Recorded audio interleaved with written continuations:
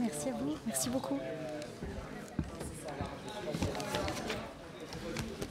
J'ai le plaisir d'accueillir Anne-Charlotte Welge, qui est éditrice chez Jungle Éditions, Thomas Ragon, à ma gauche également, directeur de collection chez Dargaud, Yann Graff, juste à côté de moi, éditeur chez Urban Comics, et Julia Billet, autrice notamment de bande dessinée. Bienvenue à tous les quatre. La bande dessinée s'est longtemps adressée en priorité à l'enfance, presque exclusivement à l'enfance. C'est un lien qui s'est toujours maintenu, mais qui s'est profondément transformé au cours des dernières années. Thomas, parmi les héros des éditions Dargaud, qui est une maison créée en 1936, donc une vieille maison quand même. On trouve des héros patrimoniaux comme Lucky Luke ou Boulet Bill, mais aussi des petits jeunes comme Pico Bog, par exemple. Pico Bog, 13 albums parus depuis 2008 et sa petite sœur Anna Anna, 19 tomes parus depuis 2012 dans un format à l'italienne. C'est deux séries de Dominique Roch et Alexis Dormal, donc scénario Dominique, la maman. Oui. Et Alexis Dormal, le fils, au dessin et à la couleur. C'est une BD tout public que vous connaissez sans doute sur la vie quotidienne d'une famille qui est plutôt une famille privilégiée avec des parents aimants, une jolie maison et puis une fille et un garçon alors au caractère bien trempé, un grand sens de la répartie. C'est une série qui est en passe de devenir un classique chez vous? Oui, ou qu'il l'est déjà, je sais pas. C'est une sorte de classique. Un classique de bande dessinée qui effectivement est plus que de la jeunesse. Alors Anna Anna est clairement de la jeunesse. C'est vraiment destiné aux enfants en première lecture ou en lecture accompagnée par les parents. Mais Pico Bog au départ, qui est vraiment le personnage que les auteurs nous ont présenté, c'était vraiment la volonté de faire une bande dessinée tout public, le plus large possible. Et les références des auteurs, c'est exactement dans cette veine-là en fait. Vous disiez que la bande dessinée était destinée à la jeunesse. Dès le départ, les références d'Alexis et Dominique, alors c'est pas les toutes premières bandes dessinées de l'histoire, c'est plutôt Mafalda, c'est les Peanuts. C'est le petit Nicolas, c'est des choses comme ça qui sont vraiment du tout public, qui sont pas réservés forcément, réservés et résumables à une audience jeune, quoi. Voilà, donc l'idée c'était vraiment qu'on puisse avoir différents niveaux de lecture. Je pense que les parents aiment aussi lire pour eux et qu'il y a un jeu qui est intéressant à faire avec les enfants. Évidemment, tout le monde n'y trouve pas la même chose, que ce soit un enfant de 10 ans ou un grand-parent même, quoi. Avec une série un peu dérivée sur l'étymologie, qui est vraiment intéressante aussi. Oui, parce que alors, les deux auteurs sont férus d'étymologie. Dès le départ, c'était quelque chose qu'on retrouvait dans les pages. Et ça avait même tendance à prendre un peu trop le dessus à mon goût. Donc on a décidé, enfin c'était un projet qu'ils avaient, on a discuté longuement de ça. Et l'idée, c'est pas de vulgariser, c'est de s'amuser avec quelque chose qui soit un peu plus sérieux, un peu plus scientifique. Scientifique, c'est un peu transmission, en tout cas plus documentaire peut-être. Un peu fort scientifique, mais plus documentaire. Et les auteurs ne se changent pas, c'est-à-dire que Alexis met en scène, lui de toute façon son truc c'est la mise en scène, c'est de faire rire et de se faire rire lui-même, quoi. Donc voilà, on a trois livres pour le moment d'étymologie, il y en aura 4 ou 5, probablement 5. Okay. L'avènement du roman graphique depuis au moins une bonne dizaine d'années aujourd'hui a modifié évidemment le paysage éditorial de la bande dessinée et le lectorat de la bande dessinée. Alors l'appellation est un petit peu fourre-tout, c'est vrai, c'est un petit peu difficile à circonscrire, mais on parle en général d'albums qui ont une pagination plus importante, une certaine liberté dans l'écriture aussi, avec des albums en tout cas qui s'éloignent du 48 cc, 48 pages cartonnées qui a longtemps été le standard dans la BD franco-belge. Quelle part de votre catalogue chez Dargaud en bande dessinée jeunesse occupe le roman graphique? Alors, c'est une part qui est de plus en plus importante en fait. En fait, on est une maison où finalement on ne procède pas à des commandes auprès d'auteurs. C'est-à-dire qu'on est vraiment une maison qui recevons des auteurs qui nous présentent des projets. C'est dans l'essentiel des cas des livres qu'on peut publier, c'est comme ça que ça se passe. Donc il y a un fait générationnel qui fait que de plus en plus d'auteurs, c'est pas qu'ils n'ont pas forcément lu des albums classiques, mais ils ont d'autres références qui se sont ajoutées. C'est pas une question de retrancher d'autres références, c'est qu'ils ont, c'est un peu bateau aujourd'hui, mais ils ont lu du manga et ils se sentent à l'étroit dans un 48 pages. Donc on peut avoir on a de plus en plus de projets où la pagination est plus importante, avec des récits au plus long cours. Et en même temps, on a commencé, je pense que la première vraie expérience des 20 dernières années, c'est Sardines de l'espace, alors qui est aussi un cas particulier, c'est-à-dire que ce sont des histoires courtes, publiées dans les magazines de Bayard, dont le titre m'échappe tout de suite. BD, c'était quoi Délire. Enfin bref. Donc en fait, les auteurs avaient des livres chez Bayard qui étaient beaucoup plus fins que ce qu'on a pu faire, et on a regroupé ça dans un format qui est celui de BD Kids aujourd'hui, en fait. Oui. Mais on avait initié ce format avec Johan et Emmanuel Guibert. Donc ça, c'est peut-être la première vraiment expérience qui a eu un vrai succès avec un personnage qui avait une véritable aura de toute manière grâce à la presse.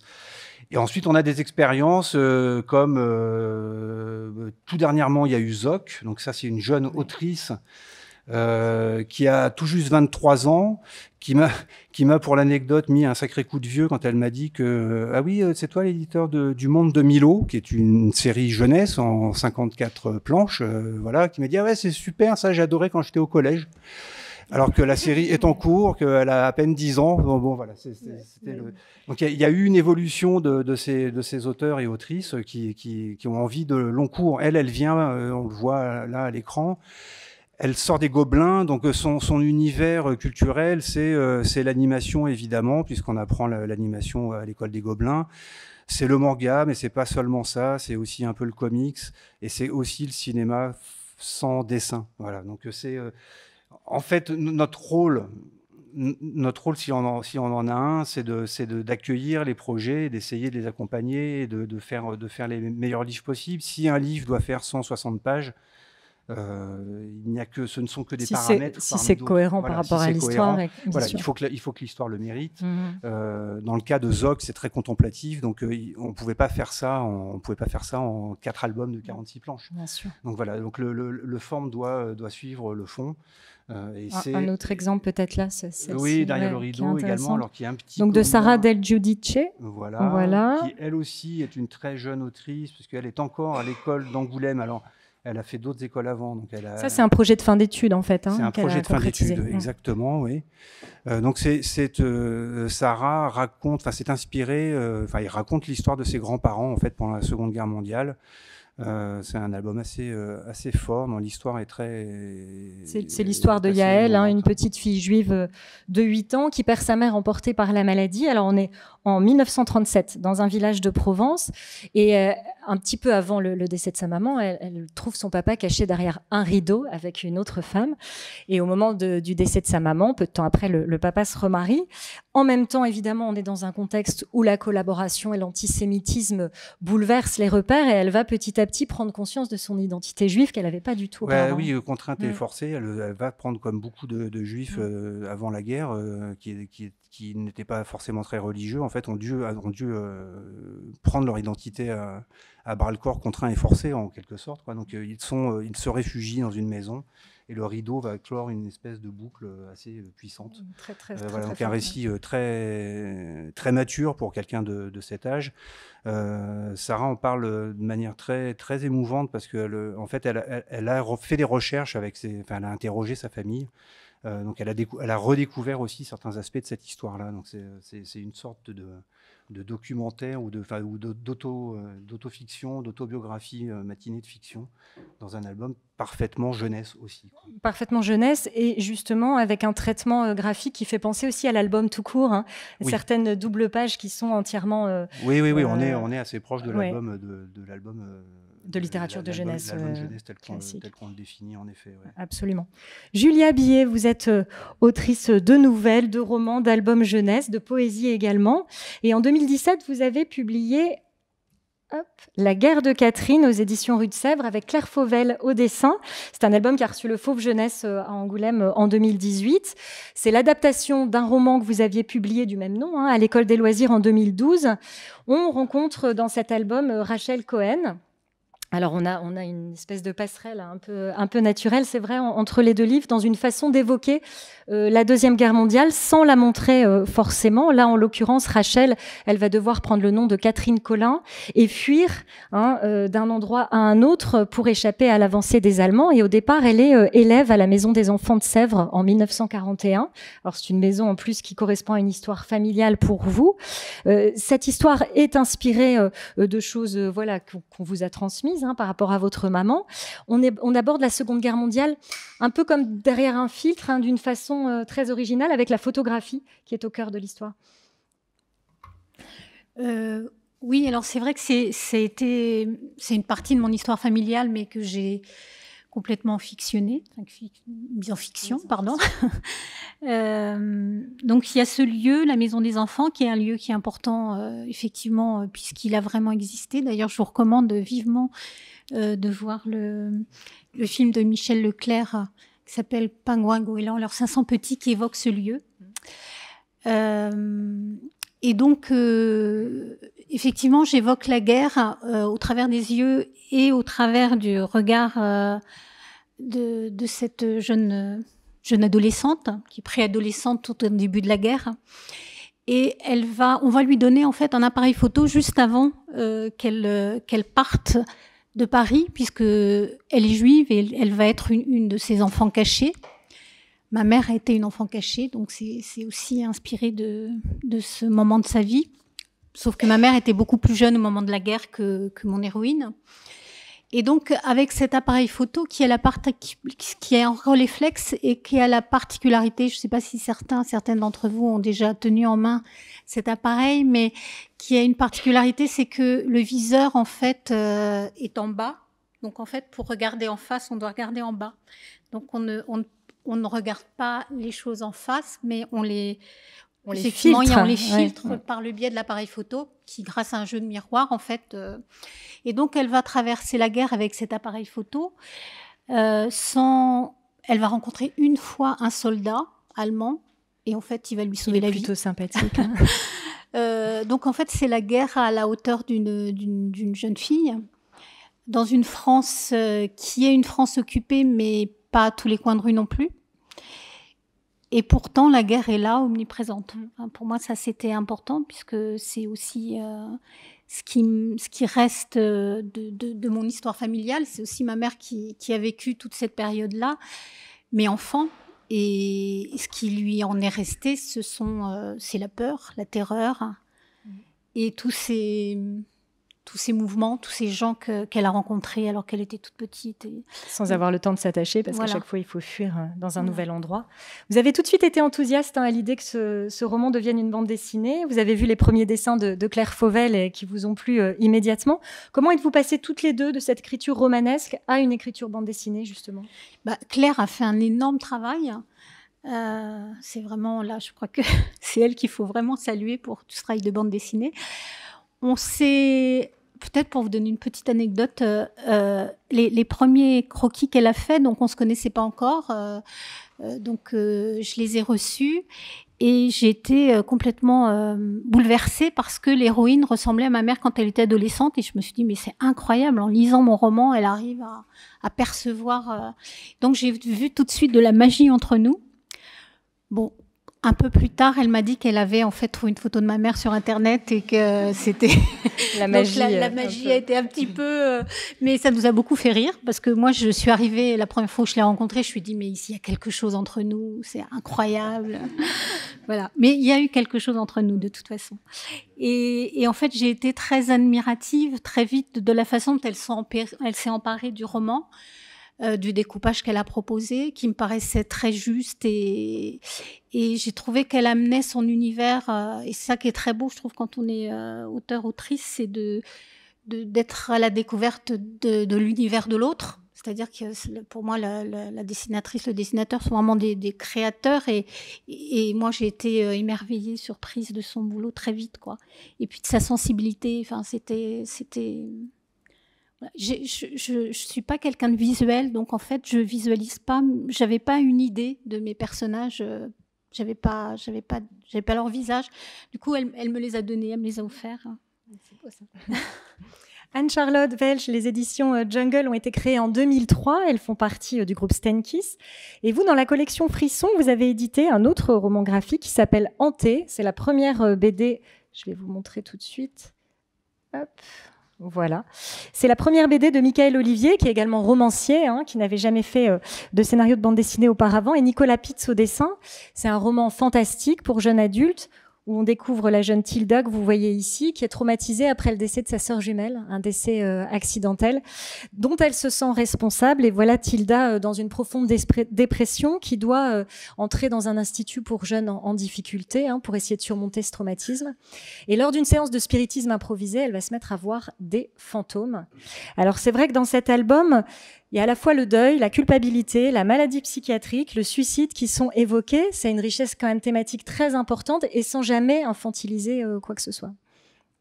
Je pense que c'est intéressant d'avoir le lien avec le travail de Julia parce qu'en effet, Michael venait du scénario, du roman et du scénario audiovisuel. Donc, en effet, c'était sa première BD, mais si on voit aussi qu'il y a une évolution dans la bande dessinée jeunesse aujourd'hui, c'est aussi lié aux auteurs et aux autrices qui, aujourd'hui, viennent de milieux différents et ont un travail qui est sur plein de médias différents.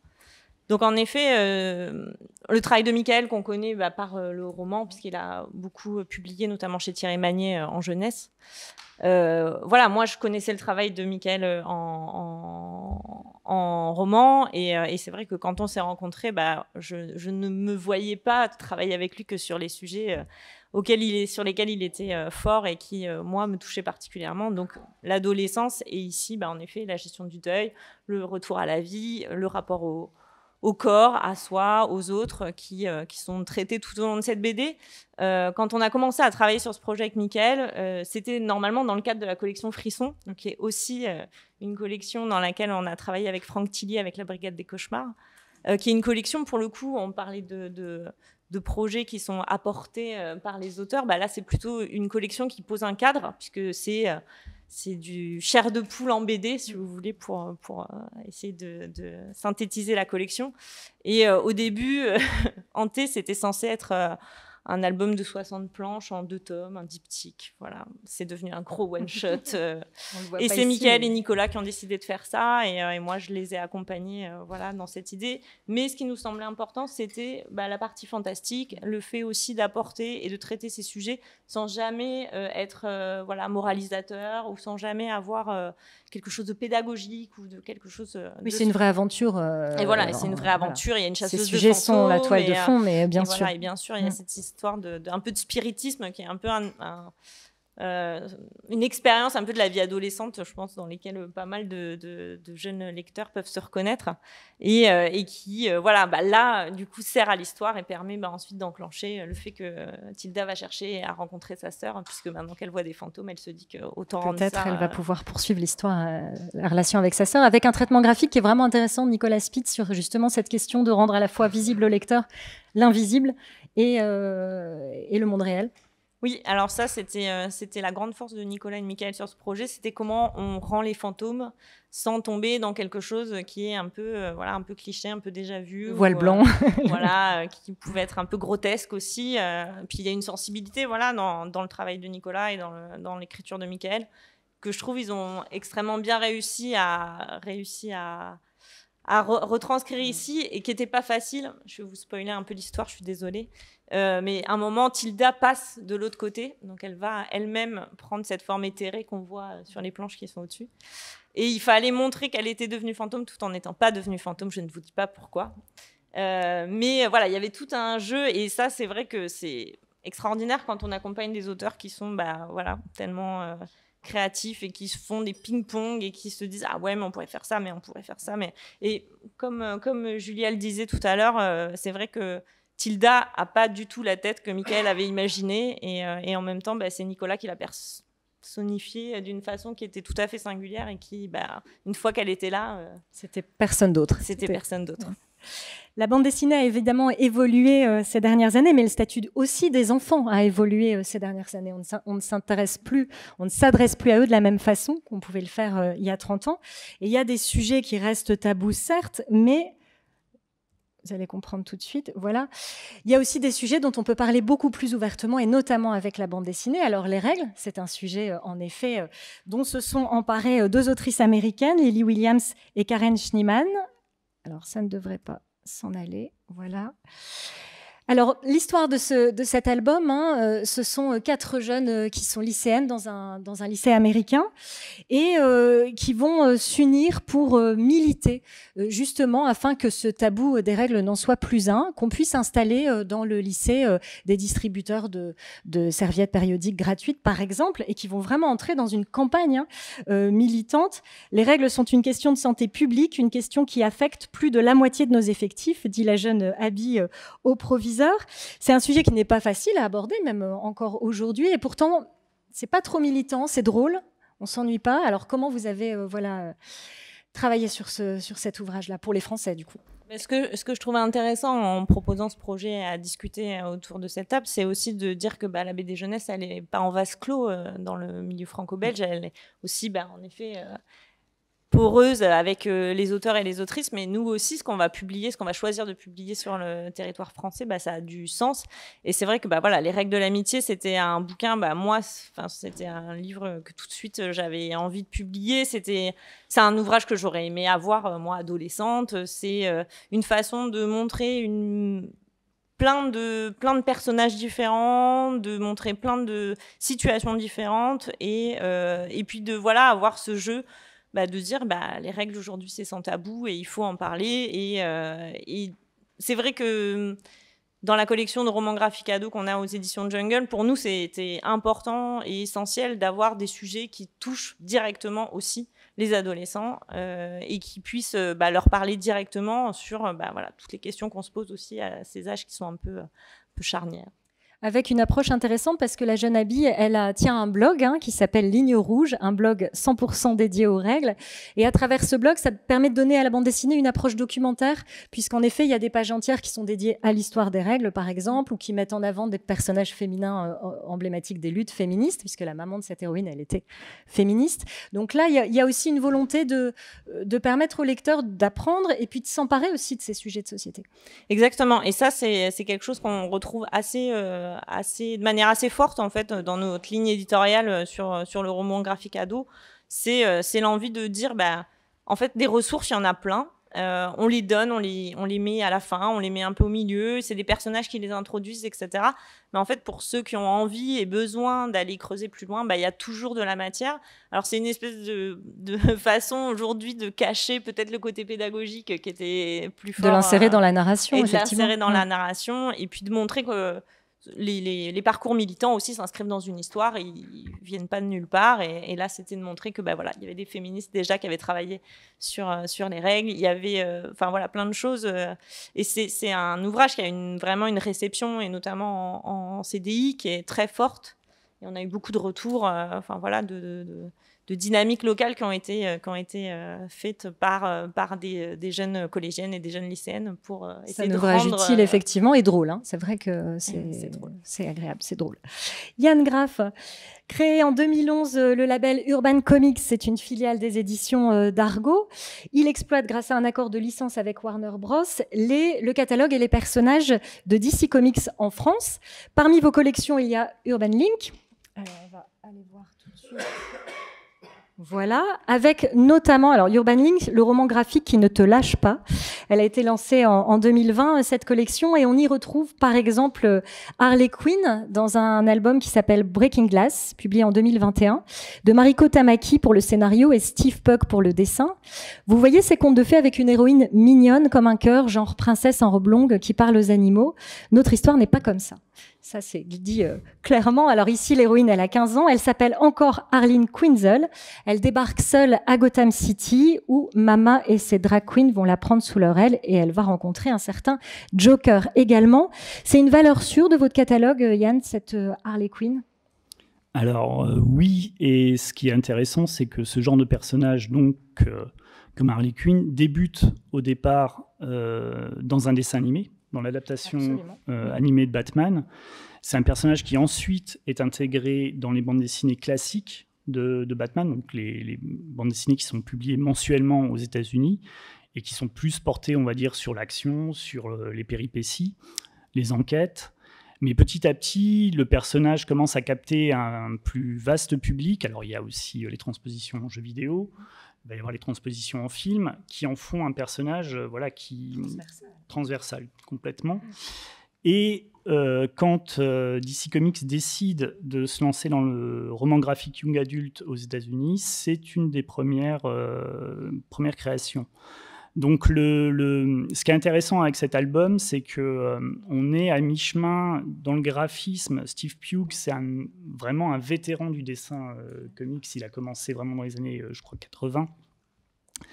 Et il est associé à une scénariste qui est très récente, Mariko Tamaki. Elle a commencé vraiment dans les années 2010. Ce qui est intéressant, c'est que les États-Unis, en fait, le marché de la bande dessinée américaine est un peu cloisonné par leur modèle de distribution, qui ne se fait que dans des comic shops et qui a du mal à aller dans les librairies généralistes, contrairement à chez nous. Mais du coup, ça les force, comme dans ce type d'album, à penser en dehors de la boîte et en fait essayer de capter des autres publics. Et ce qui est intéressant, c'est que c'est même un petit tremplin pour certains auteurs, puisque Mariko Tamaki, depuis, elle écrit Detective Comics, qui est donc le mensuel qui publie les aventures de Batman depuis 1939. Donc c'est un regard différent qui... Et au départ, dans un album, cet album, en fait, il se lit complètement à part des histoires de Batman. On n'est pas du tout situé dans un univers de super-héros. Mais ces auteurs peuvent après faire la série plus classique. Et en fait, c'est des passerelles, c'est des vases communicants, et c'est un peu un cercle vertueux, puisque les idées développées, notamment sur la gentrification dans cet album, se retrouvent ensuite dans les séries classiques, et ainsi de suite, en fait. Donc, vous avez des personnages qui viennent du milieu complètement super-héros, qui sont replacés dans des histoires plus réalistes, à veine sociale, et ensuite, ces thèmes sociaux se retrouvent de nouveau dans les bandes dessinées de super-héros, ce qui fait que tous les publics peuvent avoir affaire, en fait, à la vision d'auteur de ces scénaristes et dessinateurs. C'est un cercle vertueux qui, l'un et l'autre, se nourrissent comme ça. Alors, au lycée, Arline se lie d'amitié avec Ivy, qui n'est pas encore Poison Ivy, jeune femme révoltée contre le racisme, le sexisme, qui lutte en faveur des droits LGBTQI+, ou de l'écologie. Par exemple, on l'entend dire, est-ce qu'on va aborder ce sujet sous un angle intersectionnel? Les questions de classe sont intrinsèquement genrées et racisées, ou bien l'art vaut mieux que ton patriarcat à 2 balles. Sale connard. Alors la scénariste Mariko Tamaki, elle est elle-même queer et hyper engagée. On voit en effet comme un univers qui est quand même l'univers des super-héros, même si c'est pas l'univers classique, finalement, il peut toujours être être miroir de la société et porteur de ses luttes. Bah, c'est même la particularité en fait de l'univers des super-héros dans le sens où la publication se fait aux États-Unis de façon mensuelle. Donc il y a eu des aventures mensuellement de Batman depuis sa création en 1939. Donc ce qui dit production mensuelle, dit que les auteurs ont un délai très court pour faire leurs histoires. Donc de quoi ils s'inspirent? En fait, de la réalité qui s'aperçoit. Et c'est ce qui fait aussi un peu alors, à la fois le point fort et à la fois le point faible. Le point faible, c'est que certaines histoires peuvent être datées très rapidement, mais c'est aussi le point fort dans le sens où des fois, ils anticipent certains mouvements sociaux, même certains événements. C'est-à-dire qu'il y a une couverture assez fameuse de Adventures of Superman qui est sortie le mois du 11 septembre où c'était un building qui était explosé. Donc voilà, il y a quelque chose en fait comme ça de l'ordre on est aussi proche en fait de la création artistique que du commentaire, on va dire éditorial et du commentaire journalistique sur ce qui se passe. Dans la collection Urban Like, il y a également un roman graphique qui s'appelle Middle West, qui a reçu le Fauve prix jeunesse 12-16 ans à Angoulême en 2021. Il est signé Scotty Young au scénario et George Corona au dessin. C'est la quête initiatique du jeune garçon qu'on voit, Abel, qui doit s'enfuir de chez lui pour échapper à la colère déchaînée de son père. Alors, il est avec un renard. Il est aidé aussi par un magicien qui s'appelle Jeb. Voilà. On est dans un univers qui est très proche du magicien d'Oz. Ça nous montre que le label Urban Link, c'est pas uniquement l'univers des super-héros. Oui, en fait, le but, c'était de ne pas faire uniquement en fait, les traductions de romans young adultes DC Comics. Et ça, c'est Sarah Champy, qui n'est pas là aujourd'hui, puisqu'elle est en congé maternité, donc je la remplace, qui s'occupe de ce label et qui a été trouvé notamment cette série Middle West, déjà par l'auteur Scotty Young, qui avait fait aussi I Hate Fairyland, qu'on publie, nous, chez Urban Kids. L'intérêt, en fait, c'était effectivement de ne pas se cantonner à un seul genre et de ne pas se cantonner juste à des personnages licenciés. En fait, c'est de faire la part en fait entre les deux, création d'auteurs et licence de personnages. C'est ce qu'on fait aussi dans la ligne Urban Kids, où on trouve à la fois du Batman et des one-shots autres.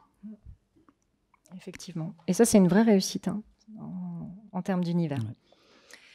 Parmi les genres que l'on retrouve dans cette collection, il y a aussi l'horreur. Alors, avec Something is Killing the Children. Donc, c'est une série qui est signée James Tynion Ford et Werther, je ne sais pas si je le dis bien, Werther Dell'Edera. Ouais. Le tome 4 vient de paraître. Dans cette série, les enfants de la petite ville d'Archer's Peak se mettent à disparaître les uns après les autres et sont atrocement mutilés. Mais atrocement mutilés, graphiquement aussi. Et James Tynion Ford dit quelque chose d'intéressant, le scénariste, à ce propos. Les histoires dont les héros et héroïnes sont des jeunes ont quelque chose de puissant. Les adolescents vivent chaque événement comme s'il était question de vie ou de mort. Du coup, je trouve très intéressant de prendre ça au pied de la lettre et de les immerger dans des situations où leur vie est véritablement en danger. Émotionnellement, c'est très fort. Donc là, on est sur quelque chose, en effet, qui est assez trash, on peut le dire. Bon, la peur, ça reste un ressort important quand on s'adresse aux ados.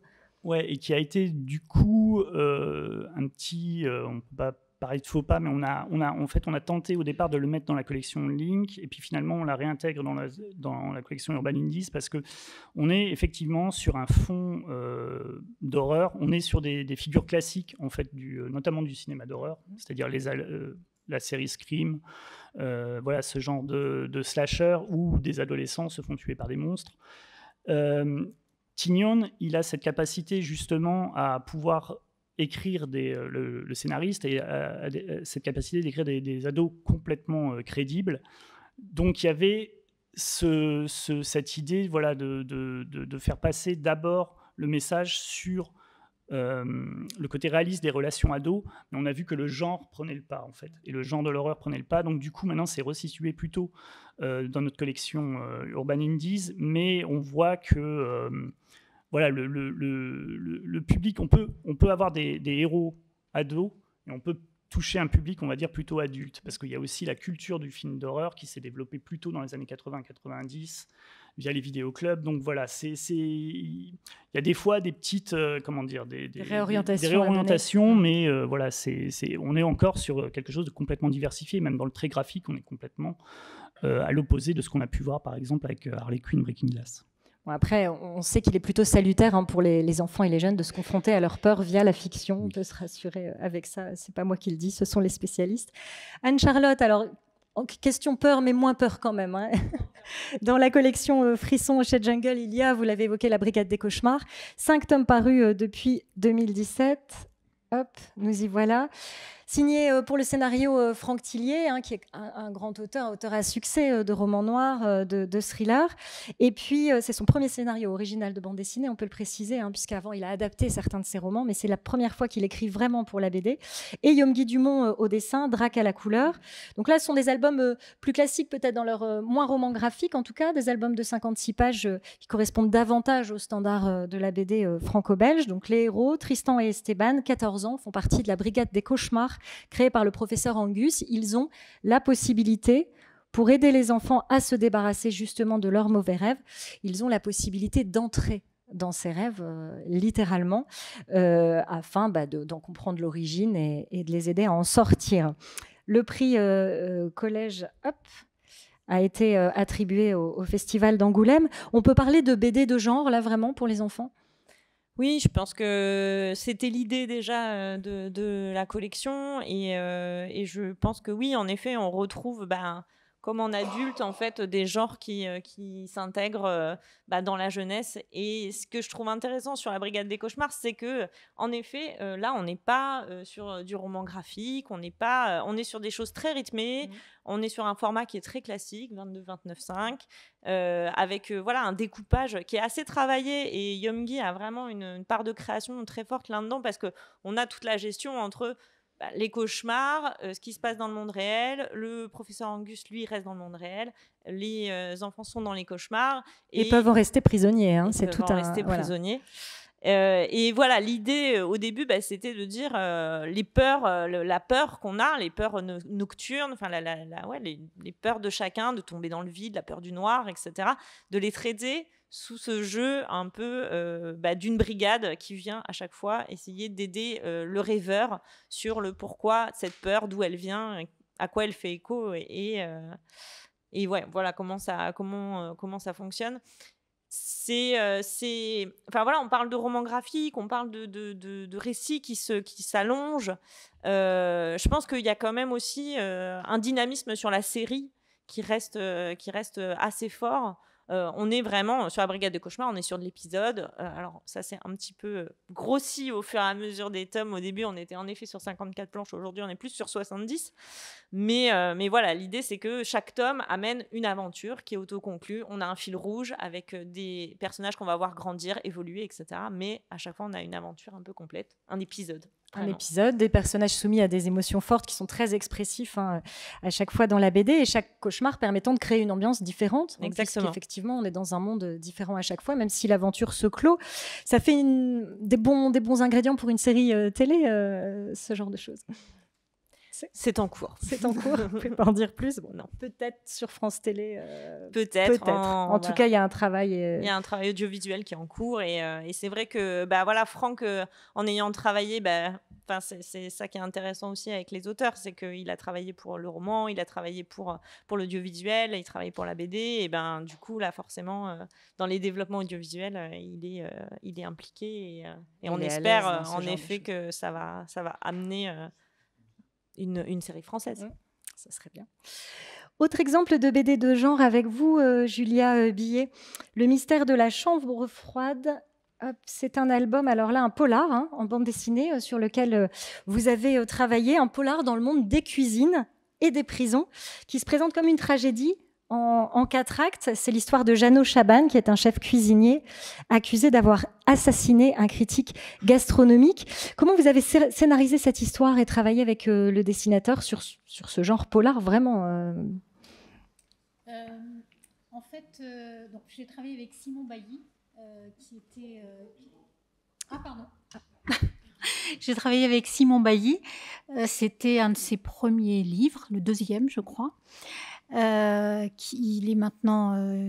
il fait beaucoup d'albums, beaucoup de presse aussi, beaucoup de dessins de presse. Il travaille pour le 1 aussi. Et en fait... on avait en tête, alors bon, je suis obligée de divulgacher un peu le fond de cette histoire, puisqu'il s'agissait de parler de la question de l'illettrisme. Et donc, j'ai eu envie d'aborder cette question, mais de façon un peu de biais, en partant, en jouant un peu avec le genre du polar, sachant que Simon est un grand amateur de vieux films des années 50, et qu'il avait aussi beaucoup envie d'aller dessiner de ce côté-là. Donc, en fait, j'ai un peu pensé mon histoire aussi en fonction de l'univers qu'avait envie de réaliser Simon. Et voilà, on est parti donc sur cette question de l'illettrisme qu'on essaie d'amener sous forme d'énigme, qui va être résolue en fait dans le dernier chapitre, dernier acte. Et donc on est allé un peu piocher dans le cinéma, dans la littérature, bon évidemment le mystère de la chambre froide déjà, et le jaune de la couverture, voilà. Donc c'était un peu un petit jeu de piste, et c'est un peu comme ça qu'on l'a construit, en sachant que voilà, on avait au départ cette idée de comment parler de l'illettrisme, mais de façon peut-être un peu dynamique, un peu à travers une enquête, et c'est vrai que c'est très intéressant. Voilà. bien travaillé. On constate aujourd'hui que les frontières sont poreuses, à la fois entre les différents styles, on va en parler, on en parlera tout à l'heure avec le manga également, différents styles BD franco-belge, manga, comics, mais aussi entre les différents médias de culture populaire, le cinéma, la photographie. Vous avez, Julia, travaillé, c'est une BD qui n'est pas destinée forcément uniquement à la jeunesse, mais qui est tout public. Vous avez travaillé justement d'une manière originale sur un album qui s'appelle La beauté du monde avec Jérôme Rouillet aux éditions Lagrume en 2018, qui raconte l'histoire de votre père, Adrien Billet, ajusteur chez Schwartz Saumon à Houille dans les Yvelines, qui était délégué syndical et grand amateur d'escalade. Et l'originalité, vous allez nous montrer, c'est cette narration hybride que vous avez imaginée. Oui. Alors, c'est vrai que ce livre-là vient parler de ce qui a fait vibrer beaucoup mon père, c'est la montagne. Et en fait, j'ai eu une rencontre avec Jérôme Rouillet, qui lui aussi est un montagnard, et qui, dans une conversation sur un salon du livre, en fait, on s'est aperçu que lui allait peut-être abandonner la montagne parce qu'il avait 2 enfants, dont une enfant trisomique et qui lui demandait beaucoup de temps, et moi, dont le père avait arrêté la montagne après ma naissance pour être plus présent pour ses enfants. Et en fait, je lui ai expliqué que ça avait été un grand drame de la vie de mon père. Et en fait, on a eu cette discussion à la fois très simple et à la fois très complexe, où moi j'étais en lien avec ce que j'avais vécu avec mon père, lui ce qu'il était en train de vivre avec ses filles, et on a eu envie de construire quelque chose qui soit lié à nos 2 histoires. Et donc ça s'est vraiment construit. J'ai commencé par faire un texte. Il m'a dit: il est super mauvais ton texte. Et donc j'ai réécrit un autre texte, parce que je me suis dit qu'il devait avoir raison. Et après, il m'a dit: ah non, mais celui-là, il est vraiment bien. Et on a travaillé, on a fait des allers-retours comme ça a duré plus de 2 ans. Et et moi, je changeais mon texte, il changeait ses dessins. Et petit à petit, je lui ai parlé de photographies que j'avais retrouvées. Et on les a regardées ensemble, et il m'a dit: non, mais c'est tellement beau, c'est tellement fort. Donc voilà, ça s'est construit donc entre des vieilles photographies de famille. Et lui, il a dessiné, il a dessiné en face de ses photos, et on a joué avec ça. Donc c'est à la fois très autobiographique, et puis en même temps, pour nous deux, pour lui aussi, c'est autobiographique. Donc ça a été assez compliqué de faire 2 autobiographies alors qu'on n'a pas grand-chose à voir tous les deux, enfin si ce n'est qu'on est amis. Mais c'était un peu une gageure de proposer ça même à les éditeurs, parce que c'est pas simple, c'est pas si... Voilà, donc ça a été une belle aventure qui s'est construite au fur et à mesure. Je peux pas dire que le scénario a été fait et puis ensuite le dessin, tout s'est imbriqué. Avec un éclairage documentaire également, oui. À la fin, où vous remettez les choses dans un contexte, et notamment ces clubs sportifs qui étaient destinés aux ouvriers. Oui, parce qu'en fait, moi, je me suis longtemps demandé pourquoi mon père, qui habitait la région parisienne et qui était ouvrier, était devenu un grand alpiniste qui avait fait partie de l'équipe de France, alors que les Alpes étaient bien loin de ma région parisienne. Et en fait, en faisant des recherches, je me suis aperçue que c'était totalement politique. C'était parce que... dans les années 50, il y a eu un grand mouvement qui venait des années 36 d'émancipation, de volonté d'émancipation du monde ouvrier, mais qui a été financé beaucoup par les patrons, puisque Renault, par exemple, a beaucoup financé les déplacements de ses ouvriers, mais parce que c'était bien d'avoir des premiers de cordée aussi la semaine à l'usine. Ils étaient en forme. Et puis, voilà, ils étaient en forme, ils avaient de la bonne santé, ils avaient l'esprit d'équipe. Donc, il y a eu quelque chose qui était à la fois du côté de l'émancipation pour les ouvriers. Donc, mon père a bénéficié de ça. Et en même temps, c'était aussi très politique, puisque ça permettait aussi d'avoir des ouvriers peut-être un peu plus tranquilles le reste du temps, quoi. C'est bien expliqué, en effet, dans la bande dessinée. Alors, je parlais de porosité entre les techniques et de porosité entre les styles. Je vais me tourner vers Thomas pour évoquer un album que vous avez édité, c'est Yojimbo de Sylvain Repos, qui a reçu le prix Fauve des lycéens. à Angoulême. 2 tomes sont parus. C'est une saga post-apocalyptique dont le titre est une contraction de Yojimbo, qui est un film de samouraï d'Akira Kurosawa de 1961, et Boat pour robot. On est au Japon en 2241. La Terre est devenue inhabitable pour l'être humain et il reste surtout des robots organisés en société. L'un d'eux, Yojimbo de samouraï, va sauver le jeune Hiro qui vient de perdre son père. C'est un album à l'univers assez fascinant, qui est une sorte de synthèse, alors est-ce qu'on peut le dire, entre la BD franco-belge, le comics, le manga? Oui, c'est revendiqué tel quel. On nous parle souvent souvent on met le manga en avant, en fait c'est plutôt le comics. C'est intéressant parce que évidemment dès que ça se passe au Japon, 95% des gens qui sont pas forcément très spécialistes se disent le manga. Non, c'est les influences, les influences narratives un petit peu, mais graphiquement c'est plus proche du comics.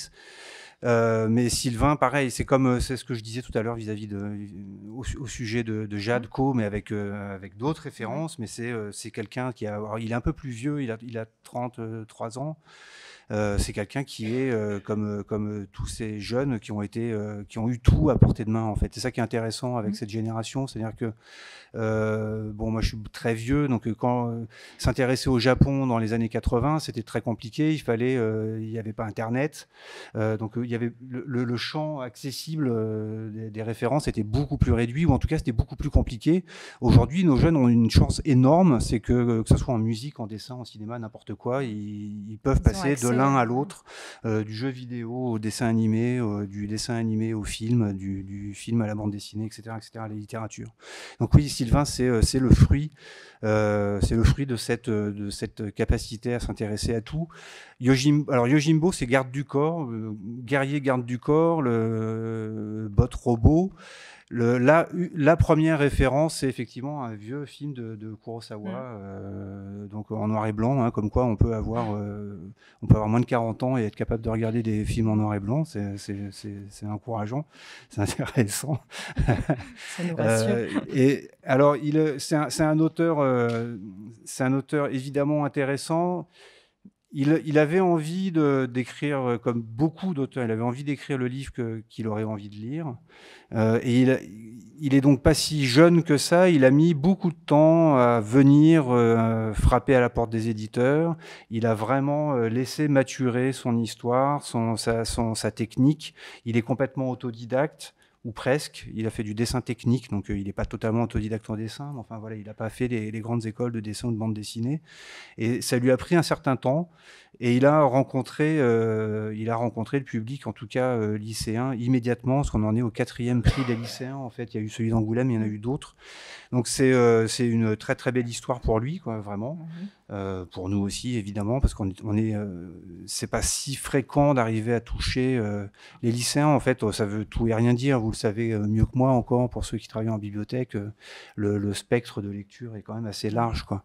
Donc là, il a tapé quelque part entre l'action, le drame et le tragique avec la mort du père du héros, qui est en fait plus un faire-valoir, le petit garçon Hiro qu'il y a dans l'histoire. Les personnages principaux sont vraiment les robots. Les robots, le père est très vite, il disparaît Et donc l'enjeu pour lui, c'est d'arriver à transmettre des émotions et du sentiment avec des machines, quoi. Et c'est le vrai sujet, en fait, du livre. Et il dit quelque chose en interview auprès de Jérôme Lachasse sur BFM TV. Sylvain Repaud dit « On est de plus en plus nombreux à utiliser les codes des mangas et des comics. Les vrais artistes franco-belges, dans 10 ans, il n'y en aura plus. Il n'y aura que des artistes hybrides. » Vous partagez ça ? Oui, mais je nuance parce qu'en fait... dans 20 ans, il y aura sans doute un petit génie qui viendra et qui arrivera avec quelque chose, et lui, sa référence ultime, ça sera Hergé. Les œuvres ne disparaissent pas, donc là, pour le moment, oui, c'est un peu ça, l'hybridation, elle est là, clairement. Après, c'est un peu provocateur ce qu'il a dit Sylvain, parce qu'en même temps, lui, c'est un grand fan de BD franco-belge aussi, quoi. Donc ça fait partie de lui, vraiment, de son fond et de sa créativité. Il y a aussi du franco-belge. Ce que Jérôme Lachasse a fait, là, c'est intéressant, ça a mis un petit coup de pied dans la fourmilière, parce que il y a la grande crainte, je vais m'autociter, c'est absolument détestable, mais moi j'ai dit que je ne croyais pas au grand remplacement en bande dessinée comme pour le reste. Parce que l'article s'appelle « Comment le manga a rendu obsolète la BD franco-belge ». Bon, alors oui, le manga a rendu obsolète, il y a 3 séries qui ont rendu obsolète les best-sellers, vous en parlerez tout à l'heure, ça va être passionnant aussi. Il y a 3 séries qui rendent obsolètes les best-sellers franco-belges. Bon, il faut relativiser tout ça. Enfin, le truc, c'est qu'est-ce que les auteurs ont envie de raconter, comment. Effectivement, ce qui est important, c'est, mais ça, les éditeurs le maîtrisent pas ou font semblant de le maîtriser, c'est d'où ils viennent, de quoi ils ont envie, avec quels outils ils arrivent à raconter leurs histoires. Là encore, avec Yojimbot, vous verrez que son prochain projet, parce que Yojimbot est prévu en 4 albums, son prochain projet, ça se passera pas au Japon, et je pense qu'on va arrêter de lui dire qu'il est influencé par le manga, alors qu'il sera pas moins influencé par le manga. Voilà, donc ça... Mais c'est très bien. Non, mais c'est comme avec des influences comme il y a en littérature et dans tous Exactement. les domaines, évidemment. Et à la limite, c'est même bon signe pour la bande dessinée en général qu'on commence à s'écharper sur un tel va disparaître, telles influences prennent le pas. On arrête de parler de chiffres, donc ça nous change beaucoup. Ça me plaît plutôt. On va parler peut-être des références des uns et des autres. Ça c'est bien. Ça c'est bien. Mais voilà, je crois pas que ça soit obsolète. Non. Enfin, on verra, écoutez. Il y a une provocation, il y avait une provocation sans doute. Anne-Charlotte, avant que vous puissiez poser vos questions, on peut parler aussi d'un album qui est imprégné de culture japonaise, mais alors là, dans un domaine complètement différent, dans un style complètement différent, entre Neige et Loup, paru en 2019, d'Agnès Domergue au scénario et Hélène Canac au dessin, qui a aussi été primée à Angoulême, prix des écoles cette fois. La petite Lila, que vous voyez là, elle vit recluse par son papa, mais pour la protéger sur une île un peu mystérieuse, une île qui est enneigée. Et puis un jour, comme son papa ne rentre pas, elle décide d'aller à sa recherche. Et là, elle va découvrir tout un monde, à la fois animal et végétal, qu'elle ne connaissait pas, qu'elle n'imaginait pas. Alors on est peut-être, si on peut faire des comparaisons, dans un univers à la Miyazaki, un petit peu. Complètement. Je pense que c'est exactement ce que qu'on disait tout à l'heure avec le travail de Sylvain sur Yojimbo. Hélène, pareil, elle est poreuse et elle a lu plein de choses et elle a vu plein de choses et elle retranscrit aujourd'hui un univers qui est imprégné en effet de Miyazaki, des univers japonais qu'on connaît aussi aujourd'hui. Ce qui est intéressant dans ce livre, c'est aussi qu'en termes de narration, on est sur un rythme qui est beaucoup plus lent, on reprend l'esprit du conte, on sort du 48 pages pour justement laisser la place aux émotions, laisser la place aux personnages, on est moins dans l'action. Il y a de la contemplation, notamment. Il y a de la contemplation beaucoup par rapport à la nature. On est sur une façon de raconter aussi qui est un peu différente, qui évolue aussi un petit peu et qui explose pour le coup complètement le 48 pages couleur tel qu'on l'a connu en jeunesse plus classique. Mais c'est tant par le graphisme que par aussi la façon de narrer, d'appréhender l'histoire et de raconter et le rythme qu'on peut trouver dedans. Et c'est très réussi. Hop, non, pardon. Voilà. Donc pensez à vos questions parce que je vois on a encore un peu de temps parce qu'on a démarré un petit peu plus tard. Voilà, je vais demander. Yann Grave, vous avez une collection Urban Kids qui est destinée aux 6-10 ans, qui regroupe une dizaine de licences cultes. On y retrouve évidemment Batman, Les Nouvelles Aventures. Hop. Voilà, par Ty Templeton, Dan Slott et Rick Burchett.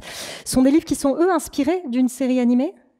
Oui, c'était en fait l'adaptation de la série animée des années 90, donc produite par Bruce Timm et Paul Dini. Mais ce sont des histoires originales, en fait. Ça se situe dans cet univers, mais les scénarios sont complètement originaux. Donc, ils reprennent le graphisme et puis les personnages de cette série animée. C'est aussi une façon de rendre plus accessible aux jeunes lecteurs l'univers DC Comics, qui est quand même assez tentaculaire. Oui, parce que pour faire plaisir à Thomas, je vais parler chiffres. Non, je plaisante. Nous, l'idée, c'est de se dire notre lectorat classique est plutôt adulte, on va dire, à partir de 18-20 ans. Donc, on s'est dit, on a besoin quand même de créer une nouvelle génération de lecteurs qui seraient intéressés par le comics. Et il y avait ce matériel-là qui était publié aux États-Unis entre les années 90 et 2000. Et à titre personnel, en fait, je trouvais que le dessin n'avait pas vieilli, en fait, que même il avait pris au fur et à mesure des années, et notamment grâce à la nostalgie des parents qui ont grandi avec ce dessin animé et qui voulaient montrer à leur bout de chou ce qu'ils regardaient. Donc du coup, on a fait des albums qui peuvent se lire en famille. Donc on a des pages de présentation de personnages où on explique un peu les personnages, on a des pages d'éditoriaux où on explique un peu l'histoire ou du dessin animé ou de la bande dessinée. Et voilà, on a vu que ça marchait. Donc on a fait tout le spectre en fait des adaptations de Bruce Timm. Avec en effet une dimension patrimoniale, vous reprécisez bien quelles sont les origines de la série, qui sont les auteurs originaux à chaque fois, et c'est une façon de faire vivre votre fond aussi. Ouais, l'idée, c'est que c'est que on a toujours mis en avant l'histoire éditoriale et les auteurs de DC Comics, c'est-à-dire montrer vraiment en fait la diversité de styles, la diversité d'histoires, et le fait que ça s'inscrivait vraiment dans une histoire qui va de 1939 jusqu'à notre ère et qui est toujours intéressante, qui est toujours le reflet de cette société. Autre série chez Urban Kids, Le Monde Incroyable de Gumball. Alors là, je ne sais pas si vous connaissez ce petit héros qui est un chat, Gumball, un chat bleu anthropomorphe, qui a 12 ans, qui vit dans une drôle de ville qui s'appelle Elmore, qui est inséparable de son frère adoptif Darwin, un poisson rouge, avec des bras et des jambes. Voilà. Et ils font beaucoup de bêtises, évidemment, tous les deux. C'est un univers déjanté qui est très années 80 et qui vient d'une série, là aussi. C'est aussi une série animée, oui. Alors, on a testé plusieurs franchises dans la même collection Urban Kids, qui étaient soit des adaptations de dessins animés, soit des personnages un peu plus anciens qui avaient été aussi adaptés en dessin animé. Donc, notamment, on avait fait Batman et les Tortues Ninja dans cette collection. Et puis, on avait tenté Adventure Time, qui était un dessin animé assez récent. Ça n'a pas rencontré son public. Par contre, Gumball, oui. Gumball, je pense, arrivait pile au moment où le dessin animé était aussi dans le comment dire, était apprécié du public. Donc oui, les franchises, c'est toujours un peu c'est toujours un pari risqué, parce qu'on pense que parce que le titre est connu, il va rameuter les gens qui regardent, mais c'est pas. Il faut aussi que le titre soit de qualité. Là, on est vraiment dans de l'adaptation qui reprend vraiment tous les codes de la série. On retrouve la qualité. Et notamment la 2D, 3D, l'insertion de photos, c'est quand même très original d'avoir pu passer ça en bande dessinée. Alors, on va pouvoir, si vous le souhaitez, écouter vos questions. Avez-vous des questions sur tout ce qui vient d'être dit? Alors, c'est vrai qu'on a fait des choix, effectivement, de quelques titres. On en avait même prévu bien davantage, mais en une heure, c'est un petit peu compliqué. Je vois qu'il y a une question là-bas. Oui, bonjour. Alors, j'avais une question. Alors, je ne sais pas si je suis hors sujet, mais en tout cas, je vais la poser quand même. C'était la question, en fait, en tant qu'éditeur, votre relation à l'imprimeur. Aujourd'hui, on est dans le monde. L'écologie est un pan important du monde aujourd'hui. Il faut en prendre conscience, et c'est une réalité. Par rapport au coût du papier, notamment, par rapport à le transport, etc. Est-ce que vous avez une réflexion sur, mettons, les formats, le recyclage du papier, sur les qualités des encres pour pas polluer, enfin des choses comme ça? Est-ce que vous, c'est votre sujet ou pas du tout? Enfin, c'était vraiment une question qui m'intriguait. Ou est-ce que vous vous concentrez vraiment sur les auteurs et puis ce qu'on doit faire avec eux et produire les livres, point barre? C'est pas vous n'êtes pas imprimeur, donc du coup, vous relayez ça à quelqu'un d'autre. Est-ce que c'est une question qui traverse le monde de l'édition? Elle le traverse, mais... On est des citoyens comme les autres. Donc oui, c'est une question. Après, on travaille avec une industrie, donc on sait que ça sera jamais propre. Ce qu'on peut essayer c'est effectivement très complexe, mais je pense qu'on est tous, il y a l'écrasante majorité des gens dans nos pays vivent ça. C'est comment arriver à faire des efforts. Le papier, je pense que l'essentiel de l'édition française aujourd'hui travaille avec il y a des normes qui sont, alors après c'est difficile de juger des normes elles-mêmes quand on n'est pas vraiment spécialiste, mais il y a des normes qui sont le PEFC pour le papier, qui est du papier issu de forêt géré durablement. Donc on sait qu'on ne coupe pas un arbre sans qu'il y en ait un qui soit replanté. Il y a des détails qui sont d'importance, mais je pense qu'en Europe, on n'est pas si mal placé en termes de normes techniques vis-à-vis de la pollution. Sur les encres, par exemple, il y a pour prendre un exemple, les éditeurs américains et beaucoup de monde impriment en Chine, où les normes ne sont pas du tout pareilles sur les encres, ce qui nous empêche d'avoir certains rendus. C'est-à-dire qu'il y a des solvants et des additifs dans les encres en Chine qui sont très polluants, que l'Europe n'a plus le droit depuis longtemps d'utiliser, et il y a des rendus, qui sont très différents. C'est-à-dire que les imprimeurs chinois sont capables d'avoir des couleurs qui pètent beaucoup plus, pour le faire très très court. C'est parce que les normes sont différentes. Ensuite, le transport, là, c'est un peu au-delà de la question. Enfin, ça dépasse un peu ma modeste personne d'éditeur. C'est-à-dire qu'on est dans un pays au réseau de librairies le plus dense, où les distributeurs, j'en parle d'autant plus aisément que c'est plus le mien, sont censés livrer les libraires en 2 jours. Donc on est effectivement là à l'origine d'une pollution démentielle, ne serait-ce que vis-à-vis du transport. Mais là, mon réflexe, enfin ma défense, ou je sais pas, c'est de dire ça c'est l'industrie du transport de faire en sorte qu'ils utilisent des véhicules moins polluants.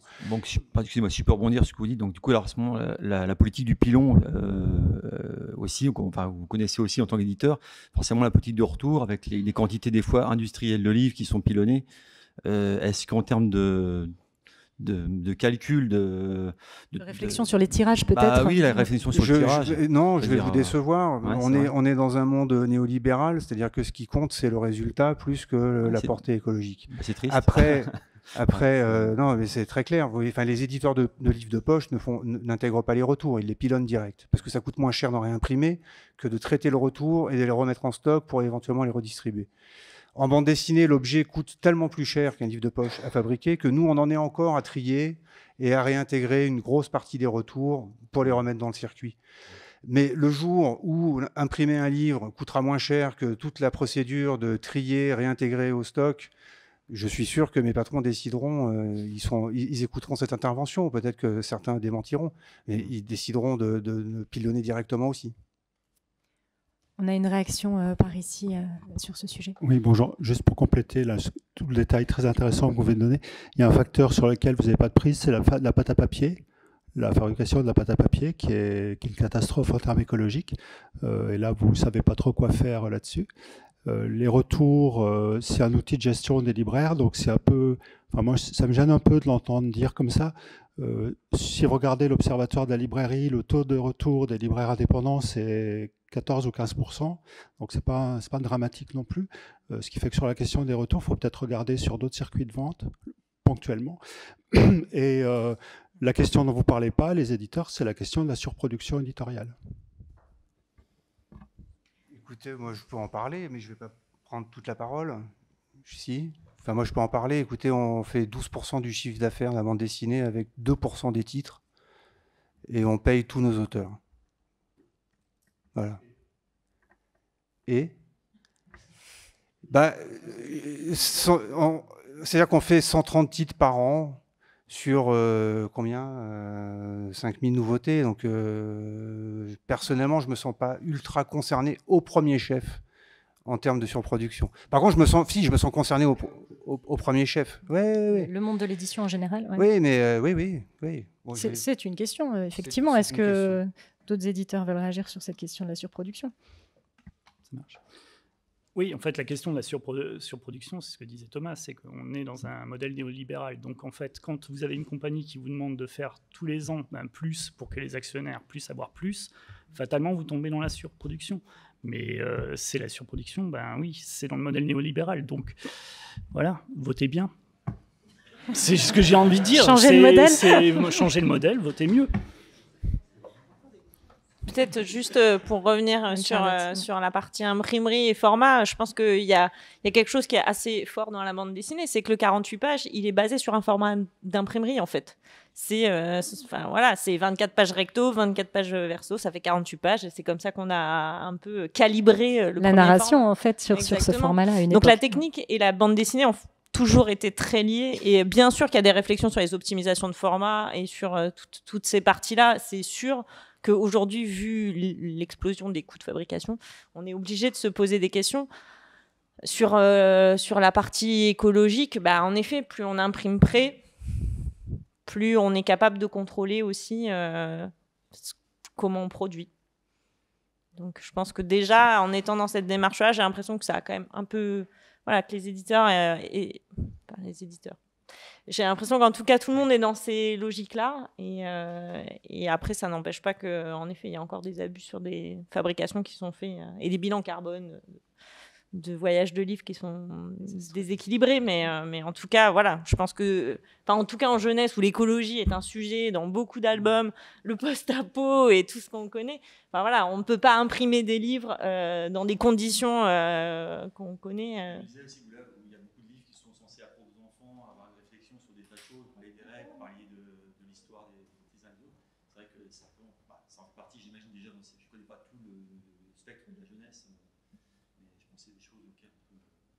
En tant qu'éditeur, dans les premiers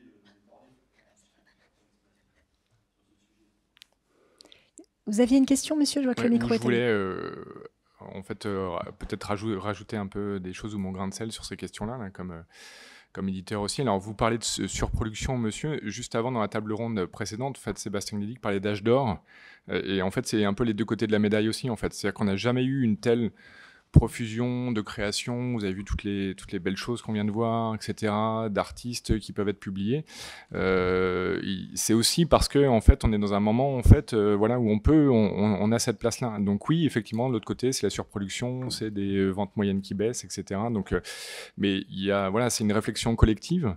Vraiment importante à avoir, à partager, à savoir et à faire des choix. Je pense qu'en fait, on parle d'interprofession. À chaque étape de l'interprofession, en fait, c'est à nous de faire des choix.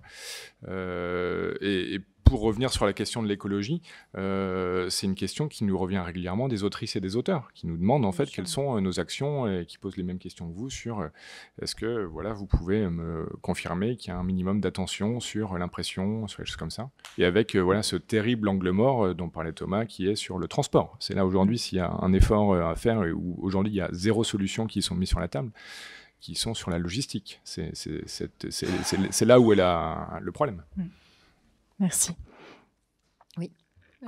Du coup, puisqu'on est sur le sujet, est-ce qu'il y a une solution ou il y a un levier sur lequel vous, éditeurs, pourriez avoir une solution sur les représentants qui sont payés à la commission ? Sur les équipes de diffusion ? Oui, parce que du coup, c'est vrai que en tant que dans les groupes qui sont à la fois éditeurs et diffuseurs, vous voulez dire? Oui, c'est ça. Oui, ce qui n'est pas systématique. C'est pas le cas systématiquement, c'est sûr.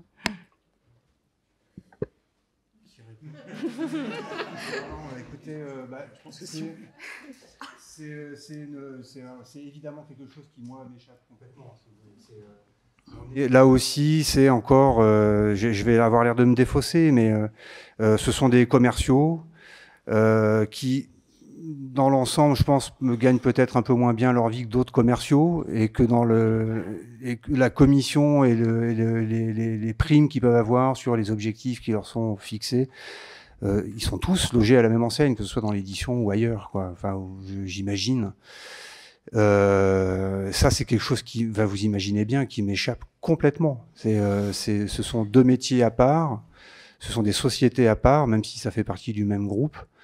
Très sincèrement, je ne sais pas quelles seraient les différences avec un commercial sans commission ou avec commission. J'imagine que ça serait moins bien, mais peut-être que je me trompe, je ne sais pas en fait. J'ai pas vraiment de... Non, j'ai pas plus d'avis sur Oui. Et ce sera la dernière question, parce qu'après, il faudra qu'on... Moi, en tant que libraire, je reçois les commerciaux et ils n'ont aucun pouvoir. Enfin, je veux dire, il ne pourra pas m'imposer une opération commerciale si je ne la veux pas. Donc, c'est pas là-dessus que le commercial va me dire si, vas-y, prends-en 30, je te fais plus 3%. Si je lui dis non, il ne va pas me les coller quand même, quoi. Vous gardez votre indépendance de libraire voilà. sur vos choix éditoriaux. Ça aussi, ça... Mais effectivement, le coût le transport, c'est infernal. Là, pour le coup, il y a aussi Et ça rejoint la surproduction, l'âge d'or, le surcoût économique du transport, évidemment. Et un libraire, par définition, et souvent comme un bibliothécaire, a peur de manquer. Mais, bien sûr, non, mais je pense qu'on est, on est très clairement tous vraiment très liés. C'est-à-dire qu'on a c'est la chaîne du livre. Hein. C'est-à-dire qu'on a il y a déjà la notion de concurrence entre distributeurs, donc il faut pouvoir livrer plus vite. Je pense que du côté libraire, il y a des libraires qui commandent un par un, même si c'est tous les 4 jours. Donc il y a aussi, on a tous pris des mauvaises habitudes en fait. C'est très très clair et que c'est très difficile de s'en défaire.